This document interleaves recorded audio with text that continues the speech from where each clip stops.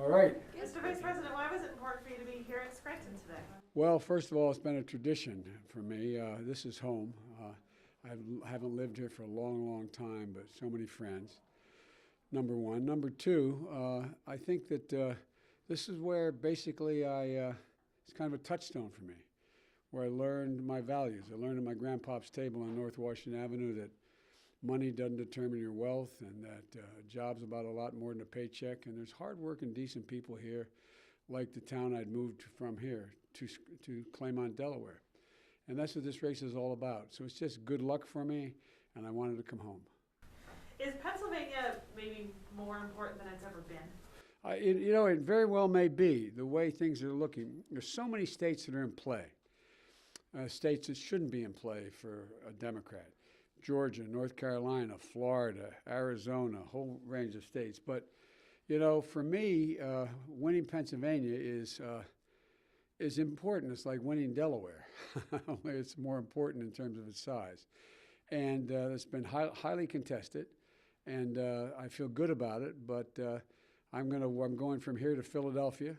I'm going to be working hard to, try to earn every single vote in the state that I can.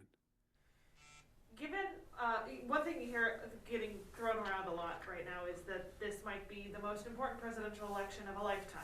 Well, obviously that's true for you, but why is that true for me? Well, I think it is because it's the only election I can think of where the outcome is going to determine what the next. It's going to determine events for about a generation. It's not going to just be another 4 years and that's it. We're going to change direction, and we're at an inflection point. Or we're going to continue down the path we're on. And when I decided to run, I decided, and it was kind of, people thought it was a little optimistic, but I believe it. We have to unite this country.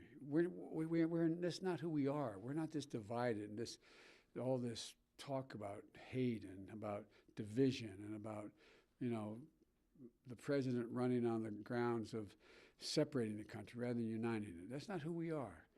But I think it's going to affect a lot of our children and our grandchildren about what it's going to look like for the next 10 to 20 years. Given all that hate and divisiveness, win or lose today, was it all worth it? Yes, it's worth it, because let me put it another way. I don't know how I could not have run. When I said, I think you interviewed me before, and I said that one of the reasons I was running was to try to restore the soul of this country. When those folks came out of those fields in Charlottesville carrying those torches, we'd never seen anything like that before. And a president saying that there are good people on both sides when a young woman was killed. That's not who we are.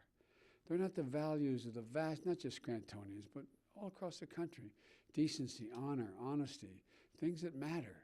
And I am so optimistic about, I really mean this, about America's chances. We're so much better positioned than any nation in the world to own the 21st century.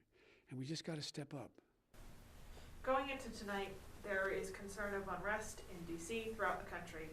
Anything you want to say to those people who may be looking? Well, that's the example I'm talking about. Can you ever think of an election in your lifetime where people were worried about an unrest in an election?